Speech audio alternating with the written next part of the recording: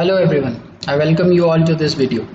इस वीडियो के अंदर हम देखेंगे कि किस तरीके से एक बेसिक गूगल फॉर्म क्रिएट करा जा सकता है और फिर हम आगे जाके देखेंगे कि किस तरह से उस बेसिक गूगल फॉर्म को as a quiz assignment students को पोज करा जा सकता है।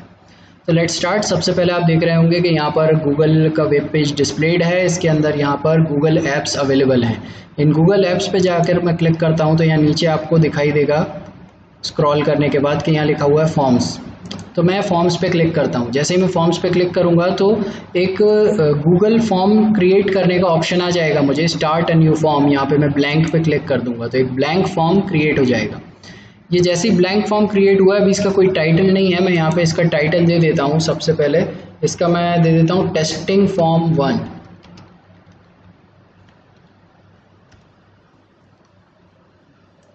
तो देखिए जैसे ही मैंने इसका यहाँ टेस्टिंग फॉर्म 1 टाइटल दिया, वही टाइटल इसका यहाँ पर भी आ गया। अब इसके अंदर मुझे कुछ क्वेश्चंस ऐड भी कर सकता हूँ, कुछ क्वेश्चंस सब्ट्रैक्ट भी कर सकता हूँ। जो मैं चाहूँ इसके अंदर ऐड कर सकता हूँ। इसके सारे डिफरेंट ऑप्शंस अवेलेबल हैं, वो सब हम देखते हैं। तो यहाँ देखिएगा आप, सबसे पहले तो ये है आपका कस्टमाइज थीम। कस्टमाइज थीम के अंदर आप जाएँ तो इसका जो डिफ़ॉल्ट थीम है, जो कलर है, आप उसे चेंज कर सकते हैं। For example this. तो आप जो भी थीम चाहें वो थीम रख सकते हैं अपने फॉर्म की। देन नेक्स्ट थीम के बाद यहाँ आप देखेंगे तो यहाँ पे आपको दिखाई दे रहा है सेटिंग का ऑप्शन। ये सेटिंग बहुत इंपॉर्टेंट है। जैसे ही मैं सेटिंग पे क्लिक करा तो यहाँ 3 तरीके की सेटिंग्स के ऑप्शंस दे रहा है ये मुझे। सबसे पहला है जनरल सेटिंग, फिर है presentation, then quizzes. General setting के अंदर आप देखिएगा कलेक्ट ईमेल एड्रेसेस। तो मैं कलेक्ट ईमेल एड्रेसेस पे क्लिक करके रखूँगा, क्योंकि जो ईमेल आ रहे हैं, जो लोग ये फॉर्म भर रहे हैं, उन फिलर्स का, वो जो पार्टिसिपेंट्स हैं, उन पार्टिसिपेंट्स का मेल आईडी भी मेरे पास आ जाए। इसलिए जो है मैं यहाँ पे कलेक्ट ईमेल एड्रेस पे क्लिक करके रखूँगा ऑप्शन पे। Then requires sign in. तो यहाँ पे अगर मैं देखूँ तो ये लिखा हुआ है restrict to users in my institute. यहाँ पे मेरे इंस्टीट्यूट का नाम लिखा हुआ है, जिस इंस्टीट्यूट में मैं काम करता हूँ। तो ये कह रहा है क्या इसी इंस्टीट्यूट के यूज़र्स को ही, जिनके पास सिर्फ इस इंस्टीट्यूट की मेल आईडी होगी, जैसे @systech.ac.in, अगर उनके पास ये आईडी होगी तो ही क्या वो इस फॉर्म को फिल कर पाएंगे। तो अगर आप इस पर टिक रखेंगे तो सिर्फ वही लोग इस टेस्ट के अंदर, इस क्विज में पार्टिसिपेट कर पाएंगे जिनके पास आप ही की ऑर्गेनाइजेशन की मेल आईडी होगी। और अगर आप इसको हटा के रखेंगे तो फिर आप, कोई भी इंसान, कोई भी बंदा जिसके पास ये लिंक पहुंच जाती है, वो इस लिंक को फिल कर सकता है, इस फॉर्म को फिल कर सकता है। Next, limit to 1 response. Limit to 1 response पे अगर आप टिक रखेंगे तो यहाँ लिखा हुआ आ रहा है respondents will be required to sign in to Google. Limit to 1 response का मतलब है, जैसे मेरी एक कोई पर्सनल आईडी है, स्टूडेंट आईडी है, और मैं उस स्टूडेंट आईडी से ये फॉर्म फिल करना चाह रहा हूँ, तो क्योंकि मेरी मेल आईडी चली गई है, इसलिए अब मैं दोबारा वो फॉर्म नहीं भर सकता। मैं वो फॉर्म को एक ही बार फिल कर सकता हूँ। यानी अगर टेस्ट है तो मैं उस टेस्ट में एक ही बार अपीयर हो सकता हूँ। तो इसीलिए इसको लिमिट टू 1 रिस्पॉन्स पे ही टिक रखना है, बिकॉज हम ये चाहते हैं कि हर स्टूडेंट सिर्फ एक ही बार टेस्ट में पार्टिसिपेट करे। रिस्पॉन्डेंट्स कैन, रिस्पॉन्डेंट्स क्या कर सकते हैं, एडिट आफ्टर सबमिट। क्या वो उसको अपने आंसर्स को सबमिट करने के बाद भी बदलने का आप ऑप्शन देना चाह रहे हैं? तो बिल्कुल नहीं दीजिएगा आप। क्यों? क्योंकि सबमिट करने के बाद बच्चे आंसर चेंज ना कर पाए, इसलिए यहाँ पे टिक नहीं करिएगा। See summary charts and text responses. आप ये इस पर क्लिक कर सकते हैं ताकि बच्चे को जो चार्ट है, समरी, पूरे अपने रिजल्ट की, अपने पेपर की समरी दिखाई दे, और उसको जो भी रिस्पॉन्सेज उसने फिल करे थे वो भी दिखाई दे। ठीक है। देन ये थी आपकी जनरल सेटिंग्स। जनरल सेटिंग्स के बाद मैं आ जाता हूँ प्रेजेंटेशन में। तो प्रेजेंटेशन के अंदर आप चाहें तो शो प्रोग्रेस बार, बच्चा अपना प्रोग्रेस देख सकता है, या फिर आप यहाँ पे शफल क्वेश्चंस ऑर्डर कर सकते हैं। इसके ज़रिए क्या होगा कि हर अगला स्टूडेंट जो है उसे चारों ऑप्शंस ABCD वो शफल्ड होके दिखाई देंगे। उसको हो सकता है ABCD की जगह ऊपर A कुछ और ऑप्शन दिखाई दे रहा हो, B कुछ और, तो ये ऑप्शंस आपस में शफल हो जाएंगे। ठीक है, आप इस पर भी क्लिक करके रख सकते हैं। देन प्रेजेंटेशन के बाद नेक्स्ट है आपका क्विजेज। आप चाहते हैं कि ये जो गूगल फॉर्म आप क्रिएट कर रहे हैं, इसको एज अ क्विज बच्चों के सामने पोज करा जाए, यानी बच्चे इसको एज अ टेस्ट दें।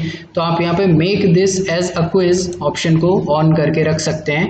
और अगर आप चाह रहे हैं कि ये सिंपल एक सर्वे फॉर्म है, इसके अंदर कोई क्विज नहीं है, कोई राइट ऑप्शन कोई रॉन्ग ऑप्शन नहीं होगा चारों में से, तो आप इसको क्लोज करके रख सकते हैं। मैं इसे एज अ टेस्ट स्टूडेंट्स को देना चाह रहा हूँ, तो इसलिए मैं इसको एज अ क्विज ऑन करके रखूँगा ताकि बच्चे इसके अंदर जो ऑप्शंस पे क्लिक कर रहे हैं उन ऑप्शंस पे क्लिक करने में एक कोई करेक्ट ऑप्शन हो, एक या एक से ज़्यादा, ठीक है।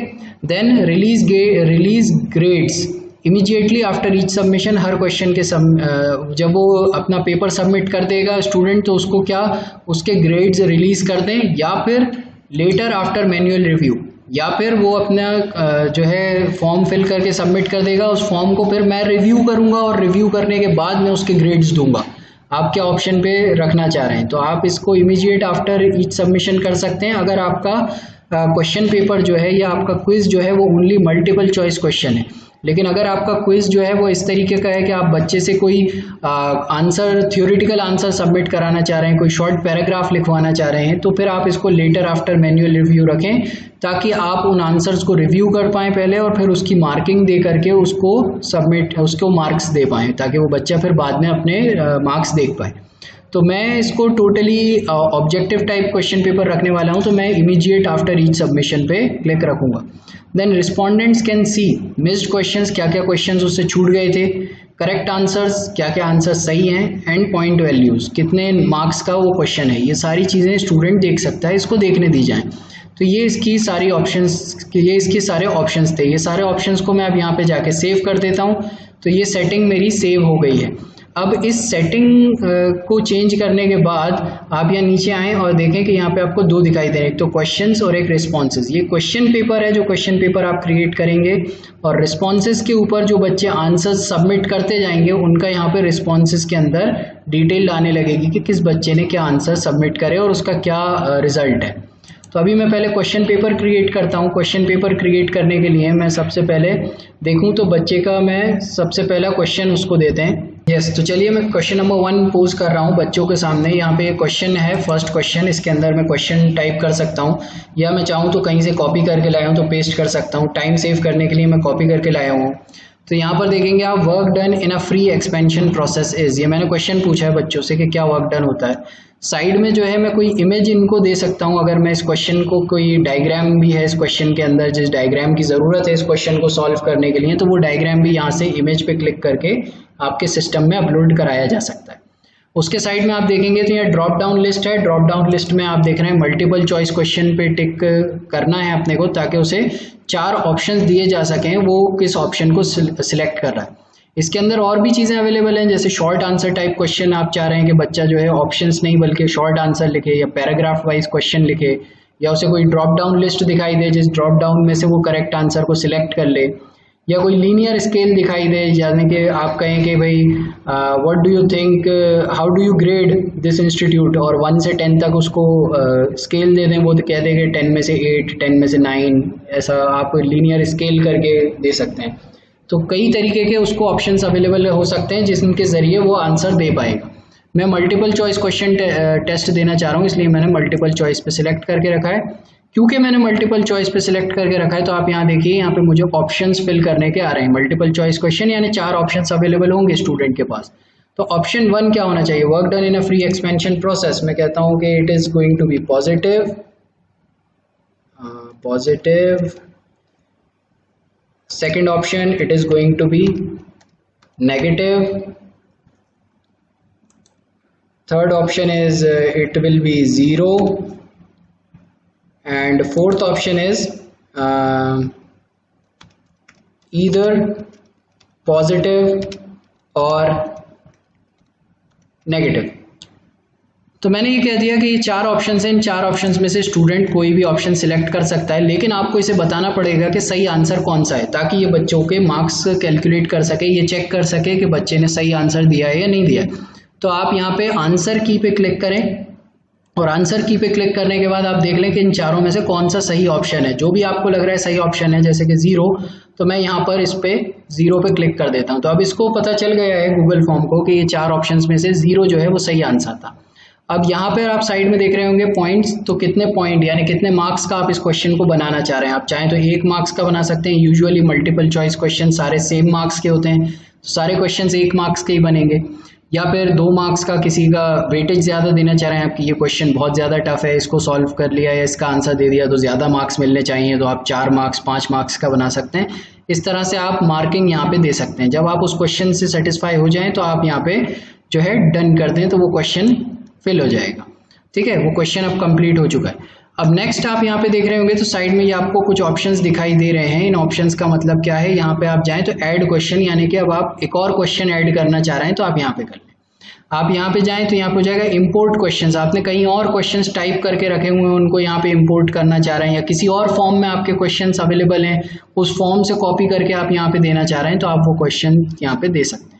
ठीक है, इसी तरीके से कोई टाइटल देना चाह रहे हैं या डिस्क्रिप्शन देना चाह रहे हैं आप नया, यहाँ पे ये एक मान लेते हैं, ये सेक्शन जो था ये थर्मोडायनेमिक्स के क्वेश्चंस का सेक्शन था, अगला सेक्शन जो है वो डिज़ाइन के क्वेश्चंस का आ सकता है, तो आप उसका टाइटल दे सकते हैं या उसको सेक्शन में बंटवारा कर सकते हैं। कोई वीडियो दे सकते हैं जिसके अंदर आप वीडियो दिखाएंगे और वीडियो के बेसिस पे बच्चा जो है क्वेश्चन का आंसर आपको देगा। ठीक है, नीचे यहाँ ऑप्शन देखें तो आप इस क्वेश्चन को डुप्लीकेट कर सकते हैं, यानी इसी टाइप का एक और क्वेश्चन नीचे बन जाएगा, फिर आप उसमें डेटा मैनिपुलेट कर लें, क्वेश्चन को डिलीट कर सकते हैं और इस क्वेश्चन को कंपलसरी बनाया जा सकता है। यहाँ पे रिक्वायर्ड पे अगर मैं जाकर इस तरीके से क्लिक कर दूंगा तो अब ये क्वेश्चन क्या हो जाएगा, कंपलसरी हो जाएगा, इस क्वेश्चन का आंसर स्टूडेंट को देना ही पड़ेगा। विदाउट दैट ये टेस्ट पेपर सबमिट नहीं कर पाएगा स्टूडेंट। ठीक है, यहाँ पे आप देखें शफल ऑप्शंस ऑर्डर, वही के ऑप्शन आपके शफल हो जाएं या फिर किसी नए सेक्शन पे चला जाए, जैसे कि अगर इस क्वेश्चन का आंसर सही देता है तो ही उसको अगला सेक्शन पे जाने का अलाउड होगा, अगर जो है इस क्वेश्चन का आंसर उसने गलत दिया तो अगले क्वेश्चन को वो अपीयर ही नहीं कर पाएगा। आप इस तरीके से भी यहाँ पे कुछ ऑप्शंस दे सकते हैं। नेक्स्ट यहाँ पे मैं जाऊँ तो मैं कहूँगा कि एक क्वेश्चन तो हो गया, मैं अब अगला क्वेश्चन ऐड करना चाह रहा हूँ, नेक्स्ट क्वेश्चन ऐड करना चाह रहा हूँ। मैं यहाँ पे जाके ऐड क्वेश्चन, एक और क्वेश्चन ऐड कर लेता हूँ। तो चलिए नेक्स्ट क्वेश्चन मैं यहाँ पे पेस्ट करता हूँ। ये मैंने नेक्स्ट क्वेश्चन लाकर यहाँ पेस्ट कर दिया। इस क्वेश्चन के भी मैं 4 ऑप्शन देना चाहूँगा, ये भी एक मल्टीपल चॉइस क्वेश्चन रहेगा। इस क्वेश्चन के 4 ऑप्शन में दे देता हूँ। ऑप्शन नंबर 1 प्रेशर, एंटर दबाया। Option number 2 temperature, option number 3 volume and option number 4 internal energy. ये मैंने 4 ऑप्शन दिए हुए हैं इस क्वेश्चन का, इन 4 में से कोई भी सही आंसर हो सकता है। अगेन मैं यहाँ जाके आंसर की पे क्लिक करता हूँ कि मैं सही आंसर बताना चाह रहा हूँ। मैंने इससे कह दिया कि सही आंसर है प्रेशर, तो ये समझ गया। देन यहाँ पर जाकर के इसके मार्क्स दे सकता हूँ। मान लेते हैं ये जो है ये भी 1 मार्क्स का क्वेश्चन है और यहाँ जाकर डन। तो मैंने 2 क्वेश्चंस क्रिएट कर दिए, बस मैं चाह रहा हूँ कि स्टूडेंट्स यही 2 क्वेश्चन के आंसर दें। तो अब मैं जो है इसको सेव करके, ये ऑटोमेटिकली सेव हो गया है मेरी ड्राइव में, ये ऑटोमेटिकली सेव हो चुका है। अगर मैं अपनी गूगल ड्राइव खोल के देखूंगा, इसको रिफ्रेश करता हूँ,